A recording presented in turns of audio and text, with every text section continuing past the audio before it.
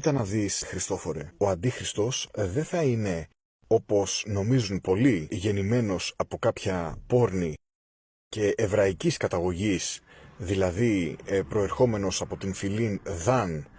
και αντιστρατευόμενος κατά των αυτών τρόπων τον Κύριο ημών Ιησού Χριστόν. Ο Αντίχριστος είναι ο μη δεχόμενος των Χριστών ελθόντα εν σαρκή και ο υπερηρώμενος και αντικείμενος επιπάν ονομαζόμενων θεών ή σέβασμα. Αυτός είναι ο πλάνος και ο Αντίχριστος, γιατί το γάρ μυστήριον της ανομίας ήδη ενεργείτο από την εποχή των Αποστόλων, από τους πρώτους χρόνους της Εκκλησίας,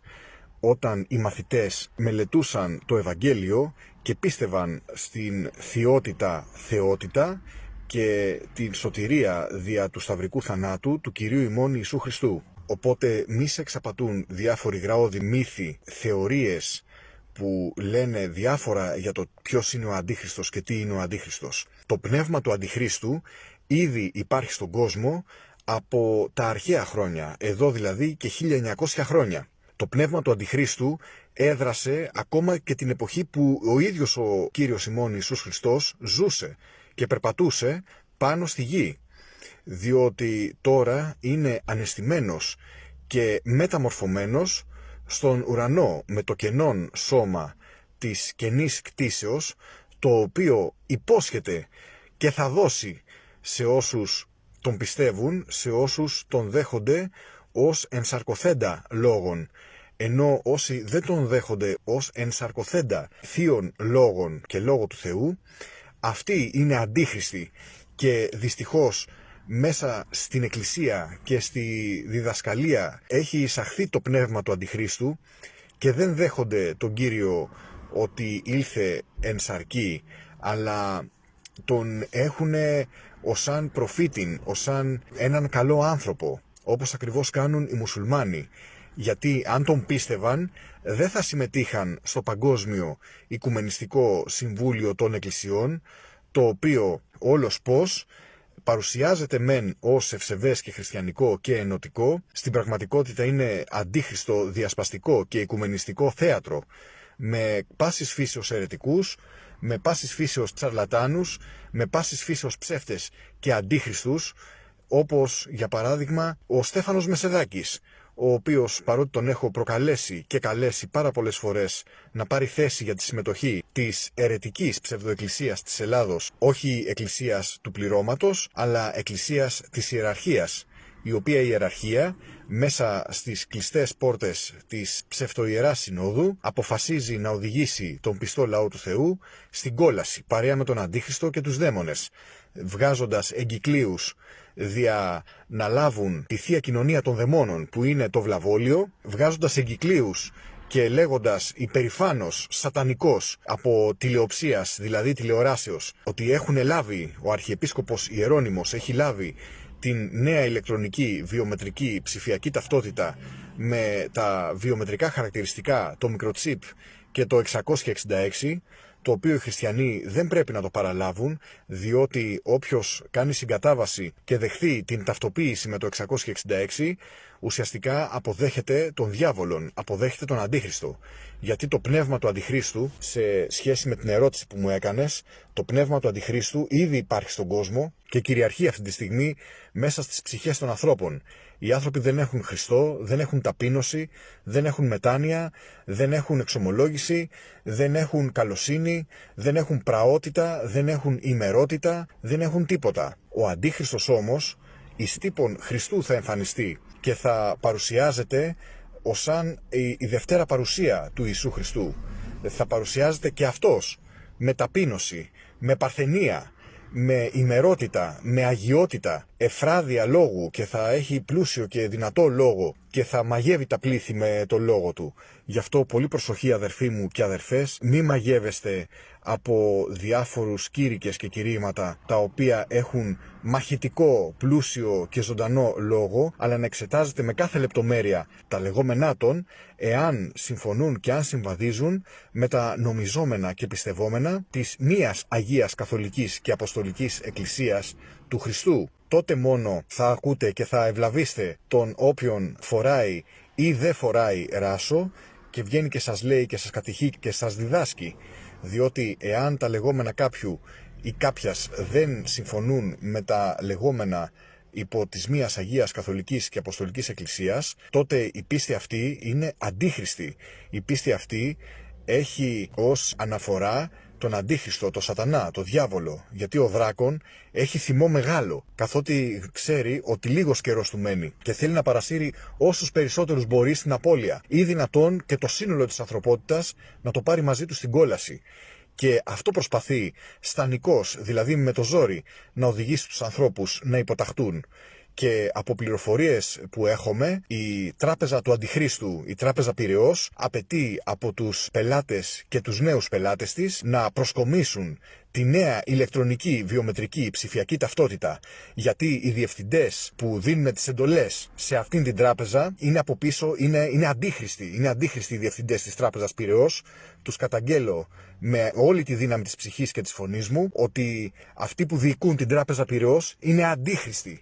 και λατρεύουν τον Αντίχριστο και οδηγούν τους ανθρώπους στον Αντίχριστο και στην αχρήματη συναλλαγή, διότι μέσα από τις βιομετρικές ψηφιακές ηλεκτρονικές ταυτότητες θα εφαρμοστεί η συναλλαγή η αχρήματη με τη χρήση της παλάμης και του μετώπου, διότι αυτά τα στοιχεία αποθηκεύονται μέσα στις ταυτότητες και θα πούνε αύριο δεν έχουμε ανάγκη τις κάρτες, δεν έχουμε ανάγκη τα αυτόματα τραπεζικά μηχανήματα. Όλοι θα συναλλάσσεστε δια της επιδείξεως της δεξιάς παλάμης και δια της επιδείξεως του προσώπου στα ειδικά σκάνερ στις κάμερες AI που θα εγκατασταθούν και στα υποκαταστήματα των τραπεζών και στα μηχανήματα αυτόματων συναλλαγών, αλλά και στα σούπερ μάρκετ, διότι τα POS, εάν τα ψάξεις, τα καινούρια μοντέλα που αντικαθιστούν όλα τα σούπερ μάρκετ, τις παλιότερες ταμειακές μηχανές,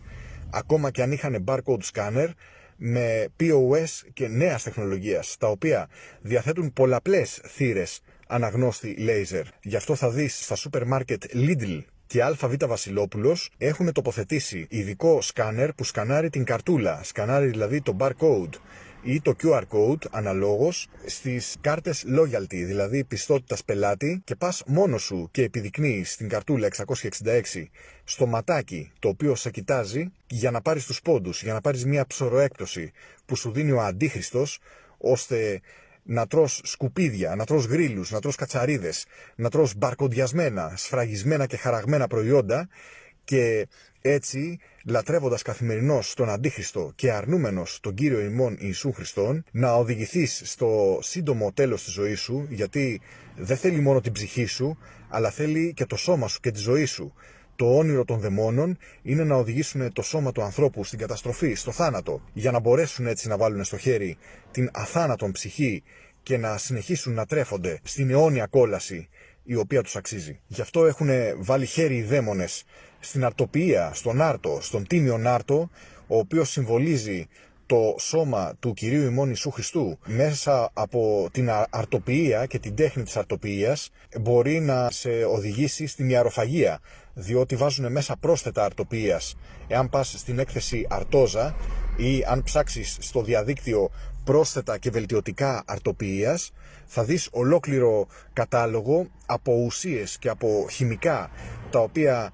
πουλάνε, ο Αντίχριστος πουλάει στους αρτοποιούς και στους φούρνους, και οι φούρνοι για να παρουσιάσουν το τέλειο ψωμί με την κόρα φουσκωτό, τραγανό και νόστιμο γευστικό με χρωματάκι κίτρινο, σου βάζουν μέσα βελτιωτικά αρτοποιίας, τα οποία είναι χημικά των σιωνιστών και ταλμουδιστών, είναι μαγείες χημικές. Και αυτά λοιπόν τα μάγια τρώει όλη η κοινωνία, τρώει όλος ο κόσμος, και γι' αυτό βλέπεις είναι όλοι σαν υπνοτισμένοι, είναι όλοι σαν μαγεμένοι, είναι προγραμματισμένοι, κουρδισμένοι, τσιπαρισμένοι και χαραγμένοι ήδη πριν να λάβουν επί της χειρός της δεξιάς ή επί του μετώπου το χάραγμα του Αντιχρίστου. Πολύ προσοχή, Χριστόφορε, να μην πέσεις στην πλάνη να πιστέψεις ότι το χάραγμα του Αντιχρίστου είναι ένας αριθμός προσώπου, προσωπικός αριθμός, ή το χάραγμα του Αντιχρίστου είναι το βλαβόλιο, ή το χάραγμα του Αντιχρίστου είναι η κάρτα της τραπέζης. Διότι το χάραγμα του Αντιχρίστου είναι πρώτα νοητικό, είναι πρώτα πνευματικό, γιατί όπως ερμηνεύουν οι Άγιοι και Θεοφόροι πατέρες της Εκκλησίας, το χάραγμα επί του μετώπου συμβολίζει τη διάνοια, συμβολίζει τη σκέψη, το νου. Ο νους δεν θα είναι θεοειδής, αλλά θα είναι αντιχριστοειδής και σατανοειδής. Συμβολίζει την χάρη του Αγίου Πνεύματος επί της κεφαλής, διότι επήρυνε γλώσσε στο υπερό των μαθητών, ενεφάνισαν επί της κεφαλής αυτών. Έτσι λοιπόν και ο Αντίχριστος θα δώσει το δικό του σατανικό πνεύμα, την δική του δαιμονική ενέργεια και όχι θεία χάρη, όπως δίνει το Πανάγιον Πνεύμα της τρισιλίου θεότητος του τριαδικού Θεού, αλλά θα δώσει τη δαιμονική ενέργεια επί της κεφαλής, δηλαδή επί του μετώπου των ανθρώπων, ώστε όλες τους σκέψεις να είναι επί το χείρον, να είναι επί το δαιμονικών, να είναι επί το πονηρών, επί της χειρός της δεξιάς, διότι ο άνθρωπος κάμνει το σημείο του σταυρού με το δεξί του χέρι και σταυρώνει το μέτωπο πρώτα σταυρώνει το μέτωπο και έπειτα την κοιλίαν, δια να σωθεί από την γαστριμαργίαν και από την πολυφαγίαν, και έπειτα το μέρος της καρδιάς, δια να έχει στην καρδιά του τον Κύριον ημών Ιησούν Χριστόν, και μετέπειτα εξεβονίμων, ώστε να μην βρει θέση ο διάβολος εις κανέναν σημείον του ανθρώπου, ούτε στην καρδία του, ούτε εξέναντι στην απέναντι πλευρά. Διότι ο άνθρωπος πρέπει να είναι καθαρός και να έχει μόνο το Χριστό στην ψυχή του, και όχι να έχει και το διάβολο και το Χριστό. Ουδείς δύναται δυσίν κυρίης δουλεύειν, ουδείς δύναται δουλεύειν θεότε και μαμονά. Αυτά τα λίγα, Χριστόφορε, σχετικά με το ερώτημα που μου έθεσες, ποιος είναι ο Αντίχριστος και αν θα είναι γεννημένος όπως ισχυρίζεται ο Κλεομένης ή αν θα είναι ιστός αράχνης. Ο ιστός αράχνης ήδη υπάρχει και πολύ σύντομα μέσω της τεχνητής νοημοσύνης θα παρουσιαστεί μια οντότητα, μια προσωπικότητα, η οποία θα υποδειχθεί στους ανθρώπους ως σωτηρία, ως λύση σε όλα τα προβλήματα. Νεσάρα γκεσάρα, σου λένε διάφορες ομαδούλες κατευθυνόμενες από τις μυστικές υπηρεσίες και από τους πράκτορες του Αντιχρίστου. Ο κόσμος περιμένει να φάει με χρυσά κουτάλια, να ζήσει χρυσούν αιώνα, άνευ Θεού και κατά του Θεού, όπως μας λέει και μας παραδίδει και ο αείμνηστος ο Παναγιώτης Τρεμπέλας.